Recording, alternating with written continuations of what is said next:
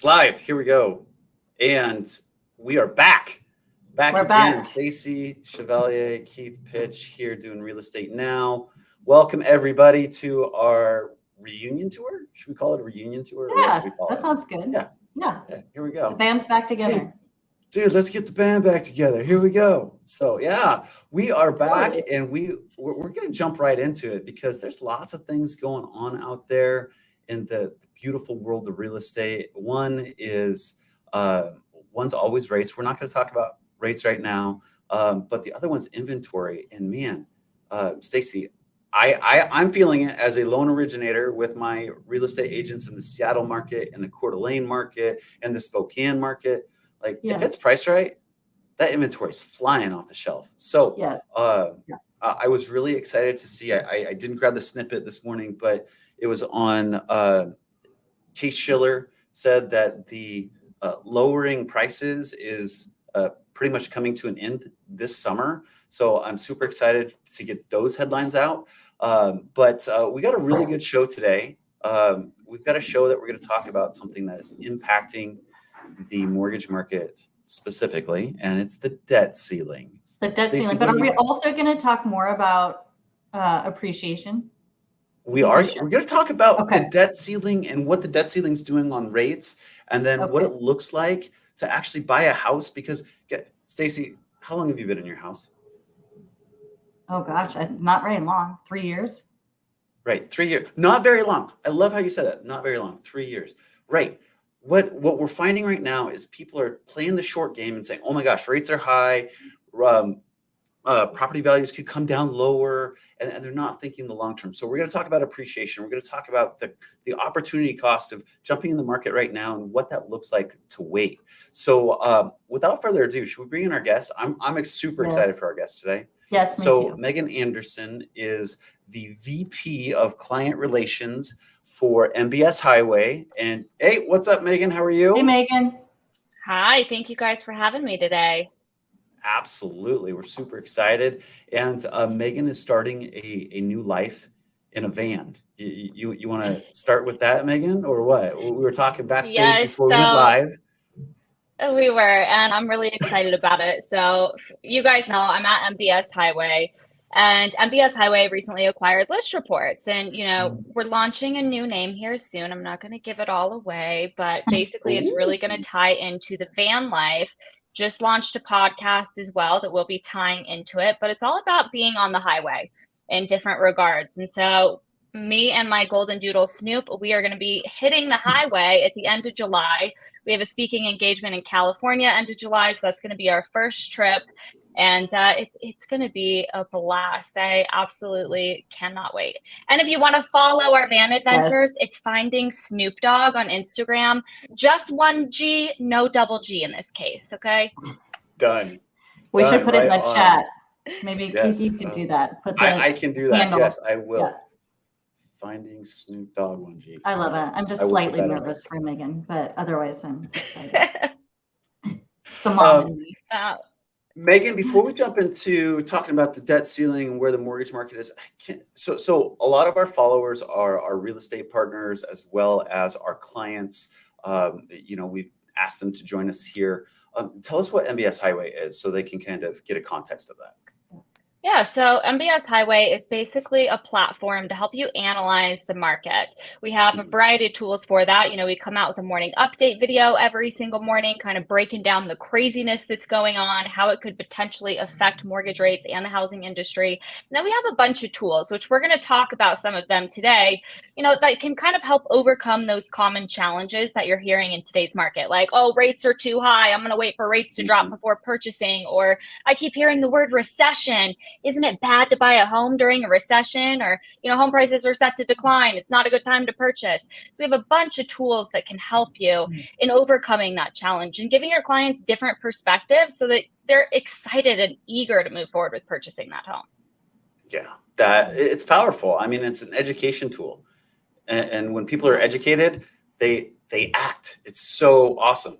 So So first question today, the title of today's episode was "The Ceiling Can't Hold Us." Debt ceiling. It's coming to the tipping point here by the end of the week. So ramping up for the last 2 weeks. We have not had a very good run of it as far as the mortgage-backed security market is concerned. Tell us what's going on today, and tell us what we can expect if we find resolution this week.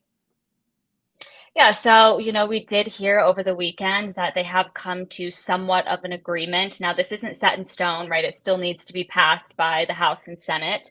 But overall, the market did like that. And so that's a good thing. And honestly, the easiest way to think about this whole debt ceiling crisis is imagine, you're a borrower, right? You have a mortgage, you have credit cards, a lot of stuff we don't buy in cash, right? It's borrowed money. Now, imagine you've been great at making your payments on time. You are the perfect, ideal client. But then all of a sudden, you decide, okay, I'm not going to pay my mortgage payment. I'm not going to pay my credit card. I'm not going to pay any of my bills. But then you're going to go back and you're going to say, oh, but you know what? I need to borrow more money from you, even though I'm not paying it. That's exactly what's going on right now. Now, at the end of the day, the reason that this is so bad for mortgage rates is imagine if you're not paying your bills, but then you go back and you say, hey, I need more money. Well, you're riskier, right? Your chances of not paying them back have gone up. So if you're going to borrow more money, what's going to happen to that interest rate that you're going to be charged? It's going to go higher.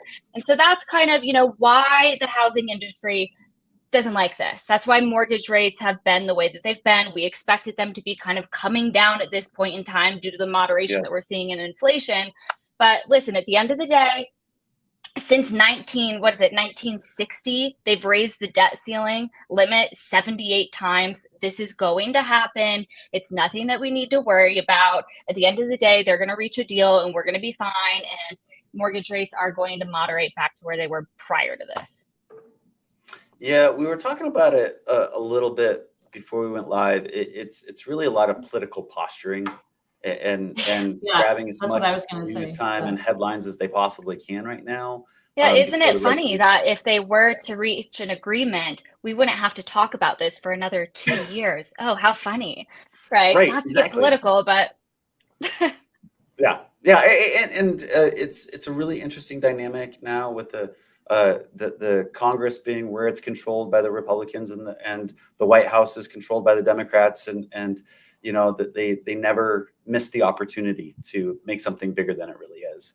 So it's fascinating. It happens over and over and over again. But I want to talk about the. Did you watch the update this morning, Keith? No, I didn't. I did not watch the update this Can morning. you talk through like the appreciation that was shared this morning for this year? I think that's powerful. Yes.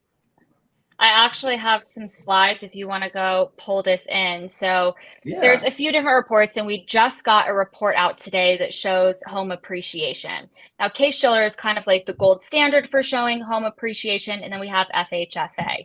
Now, when we take a look at this, and listen, home prices have turned for the better. There was a time period, where they were going a little bit negative, but over the past couple months, we've started to see them go back into the positive. And we see this in all different reports that we look at that show home appreciation, from CoreLogic to Black Knight to Zillow. Again, you'll notice a theme here. Yeah. They were a little bit negative month over month, but now it's really taken a shift and we're back to positive appreciation. And, you had mentioned, you can take it off the screen share now, but you had mentioned that, home prices are turning for the better. Megan, you're still in the studio on your other screen. So yeah, I would love to share those numbers see it now? Because they're powerful. No. Nope. No? Okay, here, hold on. Yep, let's reshare.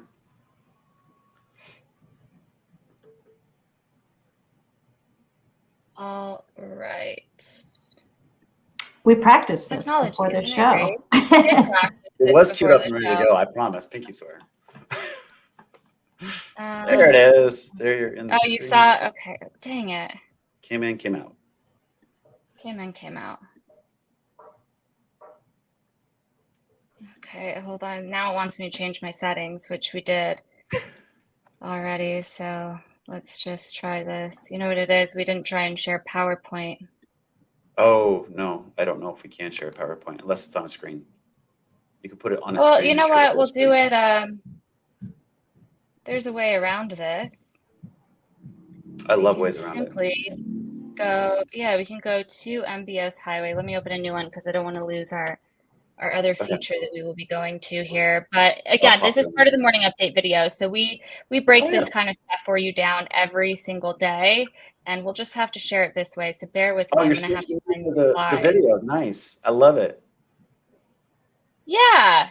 So we break this down for you guys. Here we go. So as I mentioned, there's different reports that we look at showing home appreciation. Case-Shiller is kind of like the gold standard report, and we got FHFA in today as well.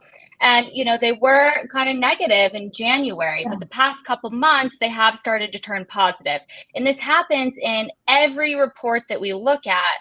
Let's go to the second slide that we shared today, because there's multiple reports that we look at here. Oh. Here we go. So there's other reports that we look at, from CoreLogic to Black Knight to Zillow. And you'll notice, again, back in January, things were negative, but come February and March, it's really started to take a turn. And, I love how you guys have mentioned that right now, inventory is tight. You just mentioned in your area that you're seeing multiple offers on these homes. And listen, I know that mortgage rates haven't declined as of yet, but they're going to decline. And they're going to decline. And at the end of the day, once we enter that recession and we start to see inflation moderate, we're going to see mortgage rates start to trend lower even more. And what that's going to do is that's going to get all these people that have been sitting on the sidelines waiting for rates to come back down now entering the market. And that's going to push those home prices even higher. So you do not want to wait to purchase this home. Yeah, that's a really important note there. One of my friends I follow, Dion, he's a big time investor, and he was like, he was asked the question on his show. He goes, when are rates going to come back down? And he goes, rates will come back down when all the buyers will also bring all the buyers back to the market. So prices, there we go. So what were we going to say? Yeah, and they also said, they said that this year they expect a 5 to 6% appreciation in 2023. So there's just no reason to wait. It doesn't make sense. So I want to put you on the spot really quick, Megan, because I was reading last night an article on Yahoo Finance. I can't find it. It's on my phone. But the headline read, San Francisco is seeing median household price fall by $220,000. Goodness gracious. So I want to ask your opinion on that, because those of us in the industry have a very interesting retort to that. What is your take on that kind of? This is my biggest pet peeve. This is my biggest pet peeve, as you guys probably know, because it's probably yours as well. Listen, one, we have to remind ourselves that the media, they get paid based off of eyeballs, right? So they're going to make as negative headlines as they can, because that's going to get more people to see that. And what they're not going to tell you in this article is that the median home price represents the middle of homes sold within that given time period. Now, we know that inventory is tight, right? And it's especially tight on the lower end of the spectrum in a lot of places. And so that's just not a good representation. That doesn't show you appreciation. Again, that's the middle of homes sold within a given time period. Yeah, it doesn't represent it. That multi-million-dollar market has really slowed down, or a lot of those have just come off the market, so they're not transacting. So it then also pushes that number even lower. So appreciation is a much better gauge. So yes, there you go. Speaking of appreciation, do we have we have a great analytical tool through MBS Highway, the cost of waiting tool. Is it queued up and ready to share here? Megan, we'll throw that in there. It is queued up. Yeah, there we go. So for those of you that do have MBS Highway, you can find it under the Loan Advisor tab here. It's kind of a two-part tool. There's the loan comparison and there's the cost of waiting piece. So the loan comparison piece, if you have multiple clients asking, what if I go with this option or a 2-1 buy down or whatever the case may be, you can create those. But then, let's say that you get the client that says, okay, I'm thinking about going with the 30-year fix. I know rates are at 6.5% right now, but, I think rates are going to drop, and I think that I should wait for that that to happen to move forward with purchasing that home? Well, we just got done talking about the fact that inventory is tight. What happens when inventory is tight, yet you have demand out there? Well, again, it's going to cause that home to appreciate. So the longer that they wait, the more that home is going to appreciate, meaning the longer that they wait, the higher the loan amount's going to be, the higher the down payment's going to be. Now, let's say that, the client's right and mortgage rates do come down. Now, listen, we don't have a crystal ball, but, let's say that they do come down, and you can actually get in here and change this to whatever scenario that client has in mind. Maybe they think rates are going to come down 2 percentage points in the next year. Whatever the case may be, you can get in here and edit this, but then we break it down for the client. And it's true. Listen, if rates were to come down into the future, it would make that overall payment less, right? If they were to wait 6 months, it'd make it about $380 cheaper. Waiting a year, $285 cheaper. But here's the thing, is that we need to think about the fact that by not purchasing today, they're missing out on appreciation, and they're also missing out on amortization. And we can break this down for the client and share with them, okay, well, if you're going to wait, it's going to actually end up costing you, if you wait 6 months, over $24,000. If you're going to wait a year, $46,000. And here's the tactic as well. At the end of the day, you can ultimately get 2 loans in one by utilizing this. Listen, Mr. and Mrs. Client, I think the opportunity to move forward and purchase that home exists today because, you're not wrong. 100% of the time that we have entered a recession, we've seen mortgage rates decline. So, that logically makes sense. But what's going to happen when mortgage rates decline? Again, you're going to have a herd of buyers coming into an already tight inventory environment, and it's going to push that home price even higher. What we want to do is we want to get in now while we have more room for negotiation.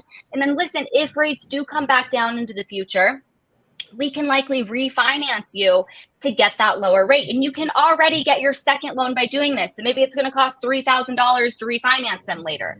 Great. Okay. Take that off of the $24,000 and it's still going to cost them over $20,000 if they wait on purchasing that home. Now's the opportunity. You don't want to get in when there's a herd of buyers already coming into a tight inventory environment. The opportunity exists now, and you can share this piece with your clients in a variety of ways. It is, such a great piece to go ahead and utilize.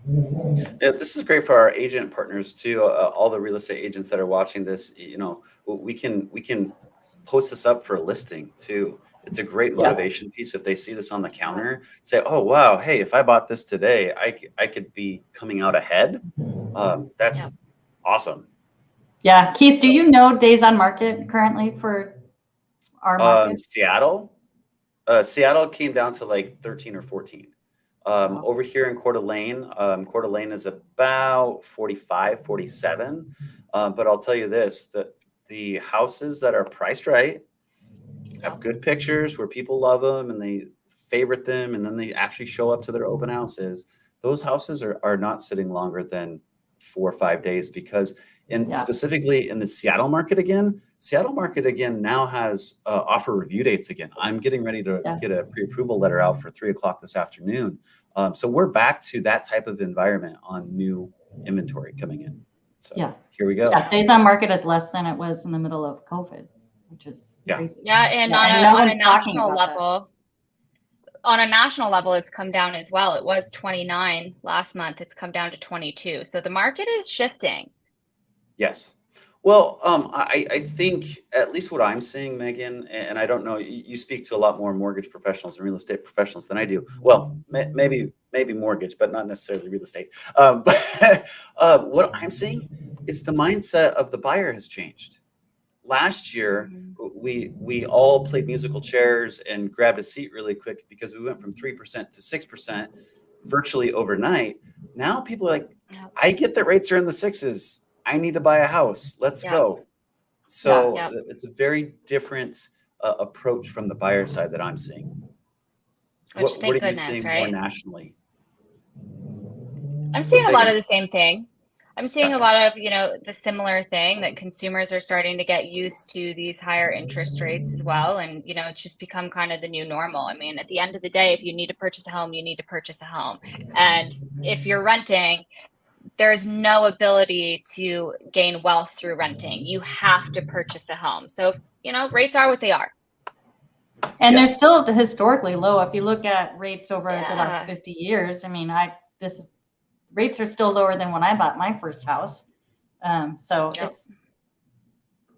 It's just we just need to get reused to it. So Megan, let's put a pin in it for today, and let's sum it up today. So we've got hurdle number one is debt ceiling, and impact on market, positive or negative. Well, if they come to an agreement, it will be a positive thing for the market. If they do not, then it is not going to be positive, and we're going to see mortgage rates increase. We're going to see credit card interest rate increase. It's not going to be. We're going to see a lot of economic uncertainty.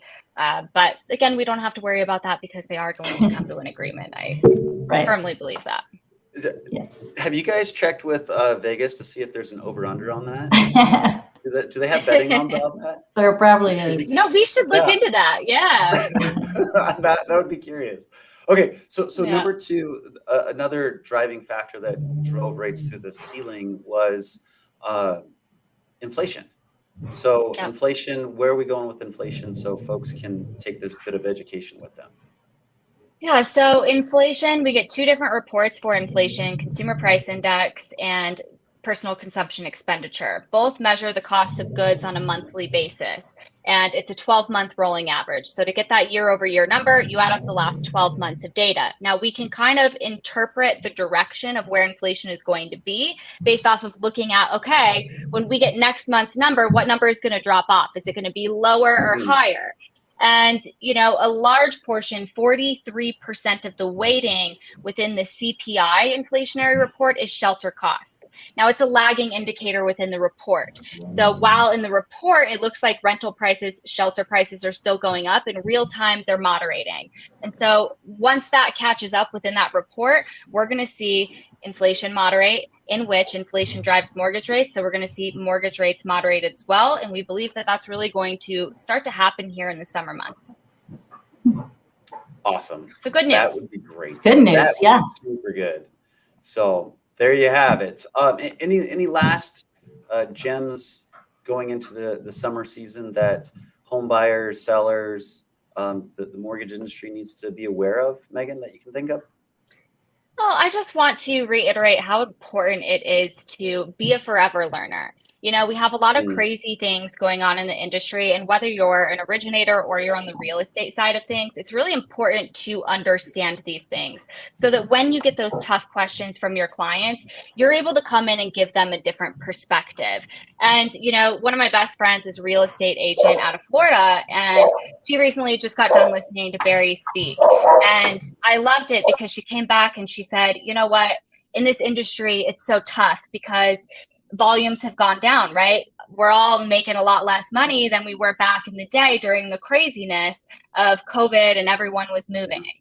And with that, there can come a scarcity mindset. Oh my gosh, I need to hit my numbers. Oh my gosh, my origination volume, it's nowhere near where it was. Oh, how am I going to feed my family? How am I going to do this? And when you're in that mindset, you're chasing the sale. What you need to do is we need to take a step back. We need to be a forever learner, understand it, and realize that we have the ability to really help people. And at the end of the day, no matter what we're in, and especially during time periods of a recession, a safe investment really tends to be real estate. So let's remember that you have the opportunity to change someone's life financially. And that's what this is about. So if you ever find yourself getting into that scarcity mindset, take a deep breath and realize your purpose. Oh, I just love that, Megan. We are all about abundance here at Revolution and Team Stacy Bells, and we talk about that a lot. And it makes a massive difference. It really does. So yeah, I love that that was your advice. Everyone should learn about scarcity versus abundance and how to lead and work through it. It's really good stuff. Yes. So that's awesome. I have a follow-up question. It's finding Snoop, 2 O's, 1 G. Finding Snoop Dogg, 1 G. Finding Snoop Dogg. Okay. Yeah, you know, like Snoop Dogg, D-O-G. Yep. Just one. My girlfriend has a bulldog. I have bulldogs. If you see him walking around behind me, and her bulldog's name is Snoop Dogg. I love it. Yes. Nice. Well, thank you so much for joining us today, Megan. That was awesome. Talk about the debt ceiling, talk about cost of waiting, talk about finding your purpose, remembering your purpose, and not falling prey to the sky is falling, because guess what? It's not. Bye. buy a house. It's not. Yeah. So right on. I hope you'll come back and join us in the future Of course. and bring some more knowledge for our viewership as well as us. And we'll go from there. Yes. All right. Thank you guys for having me. Take care. Enjoy your van life. And we're going to close out the show and we'll catch up with you later.